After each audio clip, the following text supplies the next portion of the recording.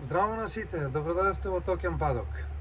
Денес ќе позборуваме малку за макроекономијата, за криптомаркетот и ќе се осврниме на ситуацијата со Terra Luna и со нивниот стейблкоин UST. Што всушност се случи со овој краш? Значи, прво да почнеме. First things first. Прво со економијата, светската економија, односно погледот на макроекономијата. Како што знаете, имавме 2 години заклучување на цел свет и нормално кога има заклучување, со тоа се намали и производството на секакво производство, а со тоа се намали приходот и на државите во смислата на буџетот и нормално на компании и лица. Многу луѓе беа приморани да ја напуштат својата работа, многу фирми беа приморани да заклучат и да престанат со своето производство. Ваквите мерки секако дека ќе имаат негативна последица на економијата. И тоа се докажува во теков нова година и веќе големите инфлации насекаде почнаа да се случуваат уште од крајот на минатата година. Верувам дека во овој циклус инфлацијата ќе се засили, но меѓутоа, како што знаеме, економските мерки, економските алатки на секоја ова монетарна и фискална политика на секоја држава има тие алатки како да се борат со оваа инфлација. Едни од нивните алатки секако прво нешто што тие го прават или каде што не го направиле до сега, сигурен сум дека ќе го направат, тоа е креање на каматните стапки.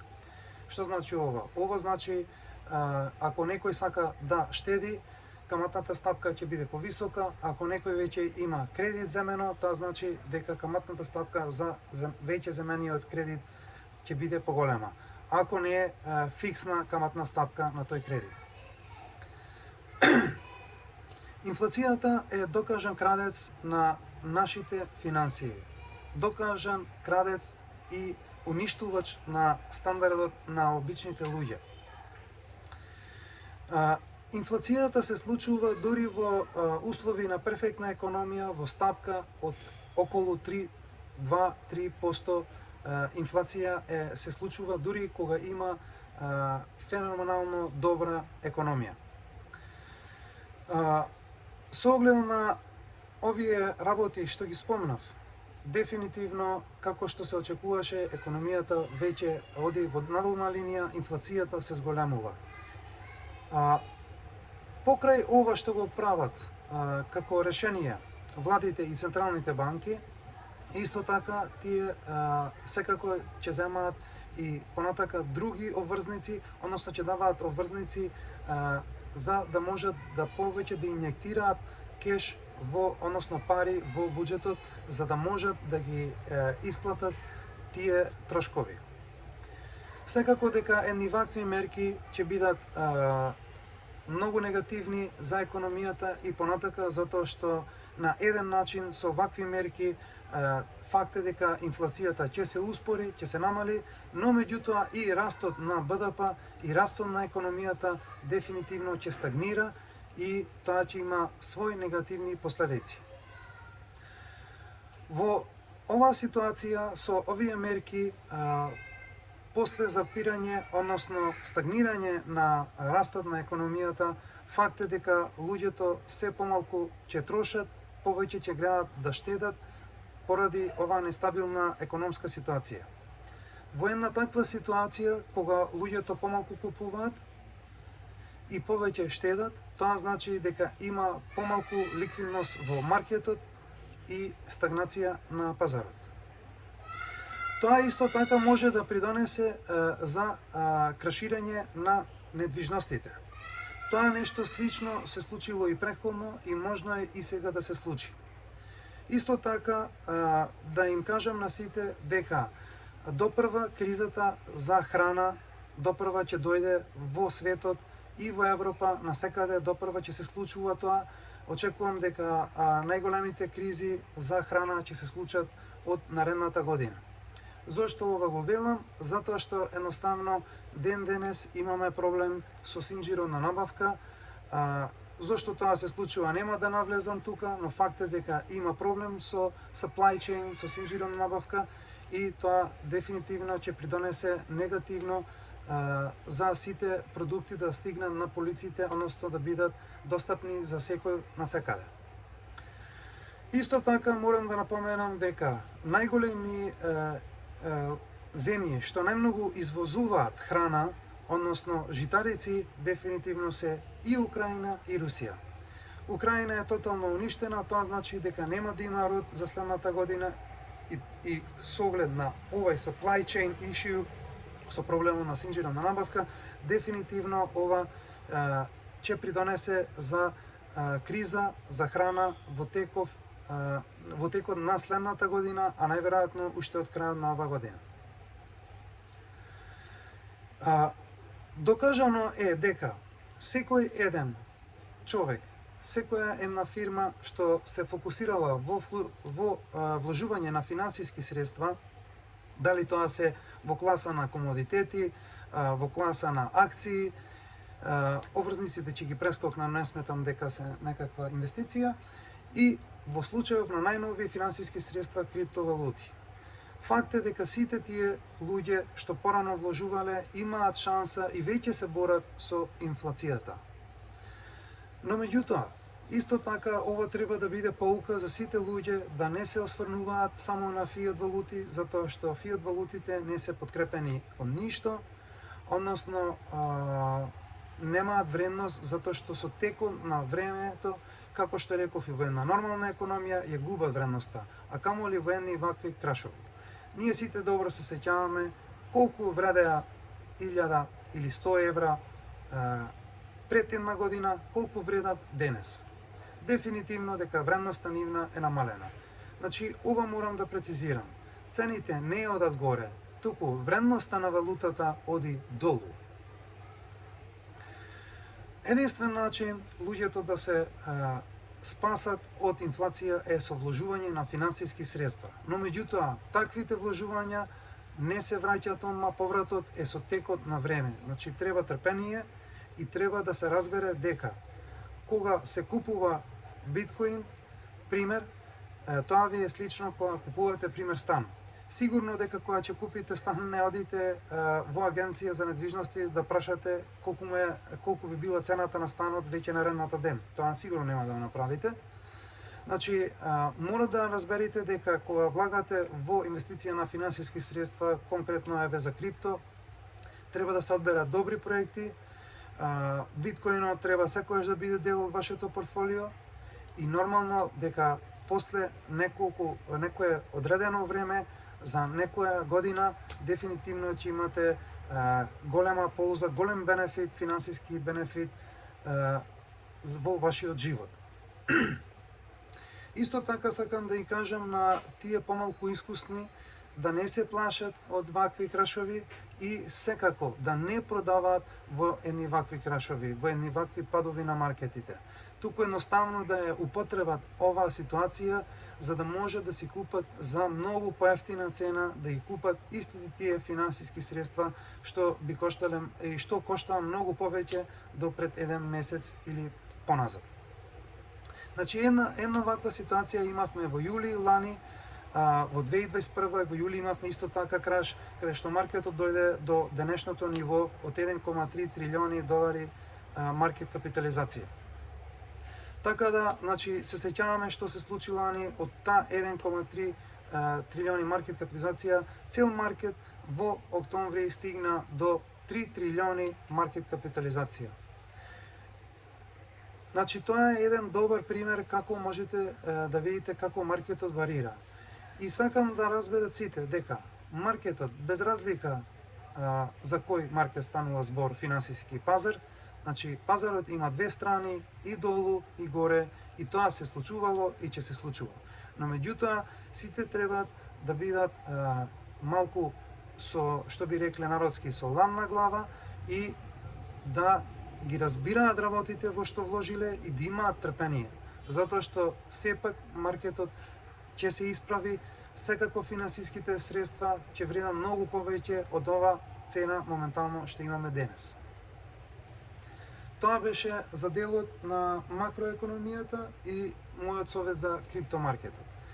Сега накрај сакав да конкретно да подискутирам за Тера Луна и за ситуацијата нивна, што се случи и исто така за нивниот стейблкоин Тера Луна.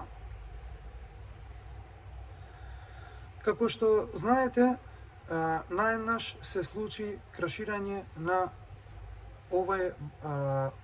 овие средства на стейблкоин UST и на Луна. Сега сакав да објаснам поконкретно за нивниот механизам и што придонесе за нивниот краш. Вчера сакав зборнав накратко на тоа, но меѓутоа за жал бев многу погрешно разбран и сега сакав поконкретно малку да зборнам за тоа. Значи, овие стейблкоинс што ги има во криптомаркетот, сите тие стейблкоинс како USDC, тие за секој еден токен пуштен во ликвидност на маркетот имаат подкрепа од $1. За секој еден токен пуштен во маркетот имаат подкрепа од еден вистински долар. Значи, на тој начин се, што викаат пегинг, значи, односно да се мимицира вредноста на $1, односно на тој токен што е пуштен во ликвидност. По дефолт, тоа е стейблкоинс и така функционира. Но меѓутоа, имаме исто така друг вид на стейблкоинс, децентрализирани стейблкоинс. Зошто ова го велам? Затоа што во случајов на, како што беше на UST и конкретно за некој може би знаат, може би не знаат, DAI исто така е токен од Maker, исто така тоа е стейблкоин што не е подкрепен од долари, туку е подкрепен од алтернативни други финансиски средства и се разбира криптовалути. Истиот случај беше и во случајот на Луна, односно на нивниот UST стейблкоин. Сега, нивниот механизам функционираше на следниот начин. Секој еден UST стейблкоин беше подкрепен од Луна, нивниот матичен коин на нивниот блокчейн Тера. За да се извади еден UST во токен во пазарот, се минтираше Луна и се гореше, односно сите учесници во Anchor протоколот можеа да ги сменат своите Луна за UST и обратно.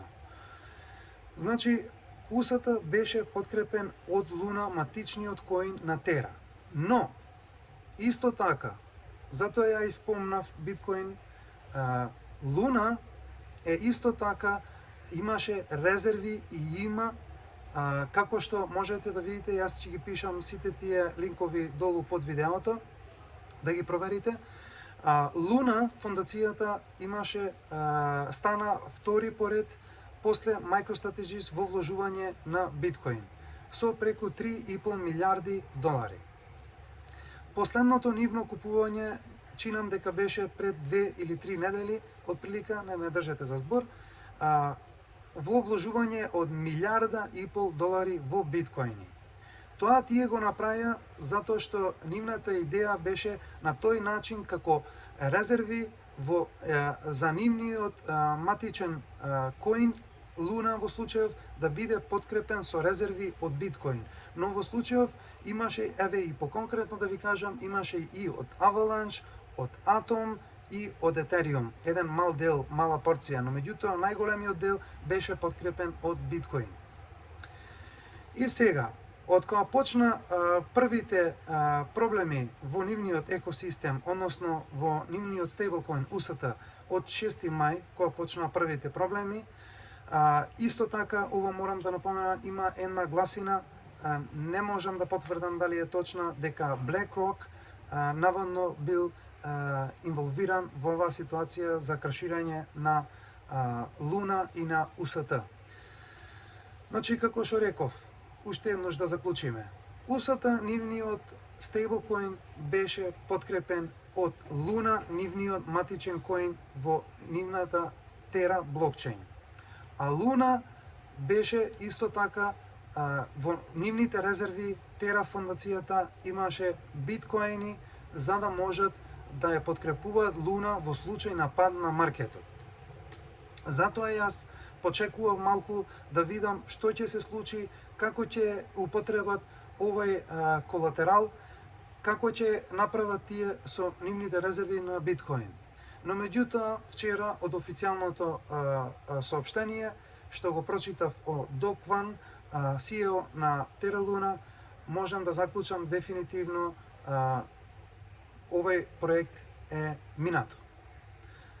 Исто така сакам да им препорачам на сите тие што мислат дека сега е добро време да се вложи. Моја препорака, како што мислам, е да не се вложува воопшто во нивните коини, односно во Луна за сега, затоа што сепак имаме една нестабилна ситуација и очигледно дека сите механизми внатре во нивниот блокчейн ќе бидат променети и најверојатно UST можеби и нема да постои понатака како стейблкоин.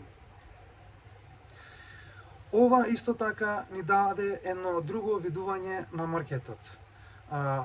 Исто така морам да прецизирам дека многу луѓе што имаат одлично познавање на криптомаркетот беа дефинитивно изненадени и шокирани од ова што се случи.